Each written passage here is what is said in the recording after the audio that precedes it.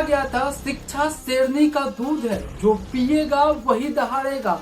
लेकिन आज ये दूध इंतजार, अन्याय और अपमान में बदल चुका है।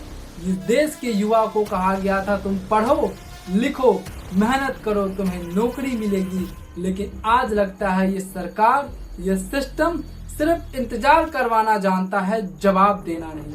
आज हम सवाल करेंगे एसएससी से, आज सवाल करेंगे सरकार से, आज सवाल करेंगे सिस्टम से और आज सवाल करेंगे प्रशासन से, क्योंकि जवाब पूरा देश मांग रहा है। आज लाखों युवा ऐसे हैं जिन्होंने एसएससी के नौकरी के लिए घर छोड़ दिए, खेत बेच दिए, सपने बुने थे कि पढ़ लिख के नौकरी करेंगे, अपनी स्थिति को सुधारेंगे, लेकिन जब आज वो न्याय मांगने गए तो उन्हें मिला क्या?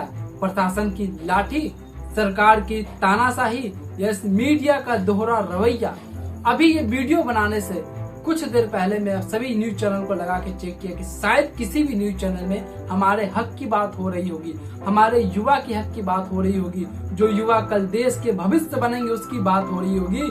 लेकिन ये निराशा मुझे मिला देखने को कि एक भी मीडिया चैनल, एक भी पत्रकार इस पर बोलने के लिए तैयार नहीं है। तो अब मुझे लगता है कि हमें इस पर बात करनी चाहिए, हमें इस मुद्दा को सोशल मीडिया पर जम के उठाना चाहिए, ताकि सरकार के कानों तक हमारी बातें पहुंचे और जो युवा कभी देश का भविष्य बनेंगे उनके साथ यह अन्याय न हो।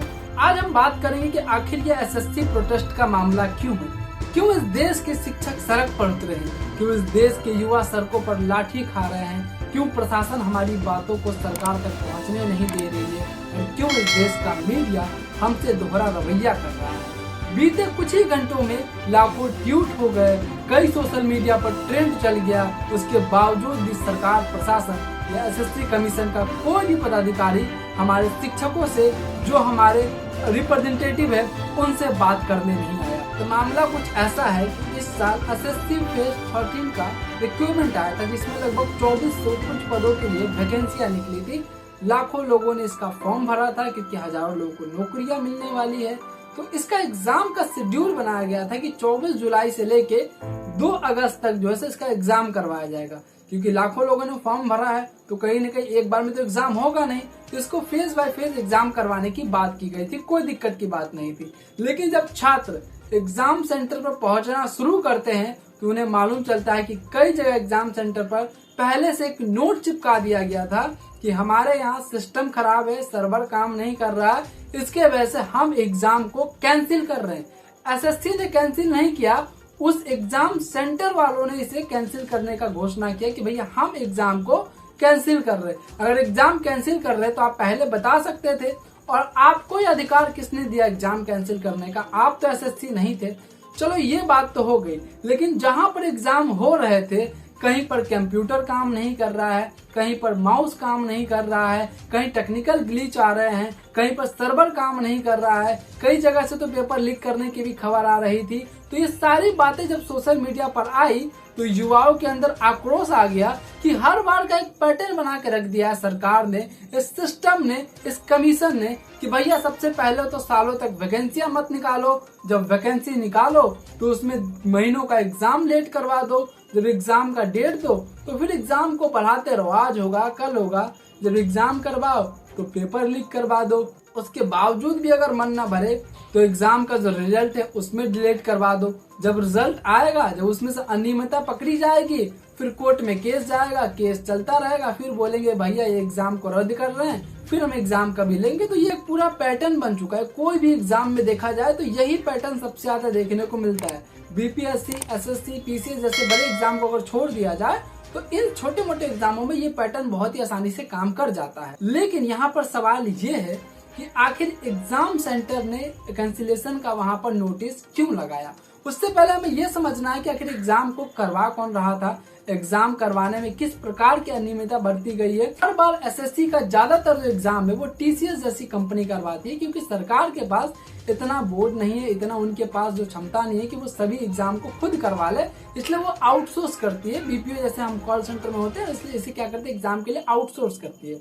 तो इस बार टीसीएस को ना देके एक ऐसी कंपनी को ये टेंडर दिया गया तो पहले से ही उसके ऊपर कई सारे जो है सो घोटाले के, पेपर लीक करने के, पेपर बेचने के, सेंटर बेचने के आरोप लगे थे, उसके बावजूद भी एसएससी ने ये टेंडर उसको क्यों दिया। इस बार का जो टेंडर का सिलेक्शन प्रोसेस था वो था कॉस्ट क्वालिटी बेस्ड सिलेक्शन, यानी कि क्वालिटी भी देखना है और कॉस्ट भी देखना है। ज्यादातर कॉस्ट ही देखा गया था क्योंकि टीसीएस बोला कि भैया हमें 450 करोड़ रुपए हम आपसे लेंगे तो जाके क्या करेंगे, हम आपका एग्जाम करवाएंगे। लेकिन वही एक्विडिटी जो कंपनी है जिसके ऊपर पहले भी काफी सारे आरोप लग चुके हैं, धांधली के, पेपर बेचने के, सेंटर बेचने के और भी काफी सारे, उसने कहा कि हम 273 करोड़ में ही करवा देंगे।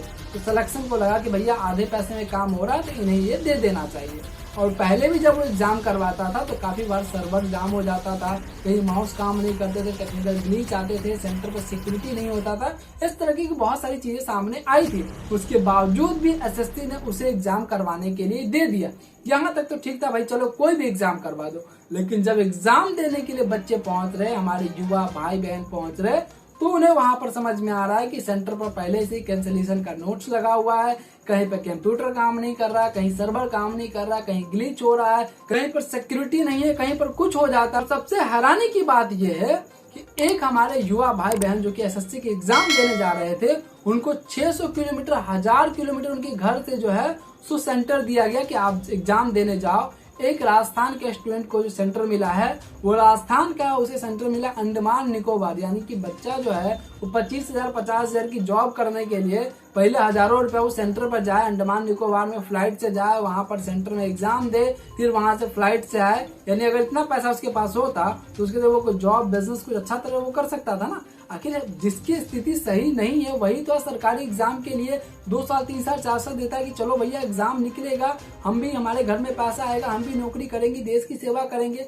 तो एसएससी को इन सभी चीजों को समझनी चाहिए।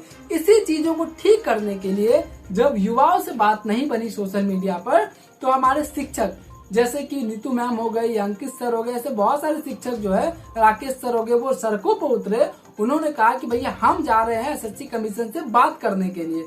तो वहां से जो है जब वो बात करने जा रहे थे तो उनके ऊपर पुलिस ने पहले उन्हें रोका, और जब उनके बाद रोकने का उन्होंने कहा कि भैया ऐसा करते, धारा 144 लगाते और मात्र 4 आदमी को जाने दीजिए, क्योंकि 4 आदमी तो अलाउड है, बाकी को साइड कीजिए। उसके बाद पुलिस अपने बस लेके आती है, सबको भर के 3-4 घंटा पूरा दिल्ली का सैर करवाती है, फ्री में, लो भैया घूमो, दिल्ली के लाल किला घूमो, जामा मस्जिद घूमो, द्वारका घूमो, ये घूमो, वो पहले सबको घुमाया जाता है, फिर एक जगह लाके सबको छोड़ दिया जाता है। तो हमारे शिक्षक और युवाओं की जो मांग है वो ये मांग है, कुछ मांग अभी आपको मालूम चलनी चाहिए कि आखिर मांग क्या है। अगर इस मांग को पूरा कर दिया जाए तो ये प्रोटेस्ट खत्म हो जाएगा, अन्यथा अभी तक जो मुझे लग रहा है ये प्रोटेस्ट बहुत ही हाई लेवल पर जाने वाला है, क्योंकि सरकार ने बहुत बड़ी गलती की है। शिक्षकों को सरकार डिटेन करने की कोशिश की है, शिक्षकों पर काफी और वीडियो भी ऐसे आए हैं निकल के जिसमें शिक्षकों के ऊपर लाठी चार्ज हुआ, उनके ऊपर बल का भी प्रयोग किया गया, जो बिल्कुल गलत है। ये वही शिक्षक है जो देश के भविष्य को बनाते हैं, और इसमें से कुछ शिक्षक ऐसे हैं मेरे दोस्त जो पहले किसी न किसी सरकारी जॉब की तैयारी किए थे, उन्होंने जॉब लिया भी था,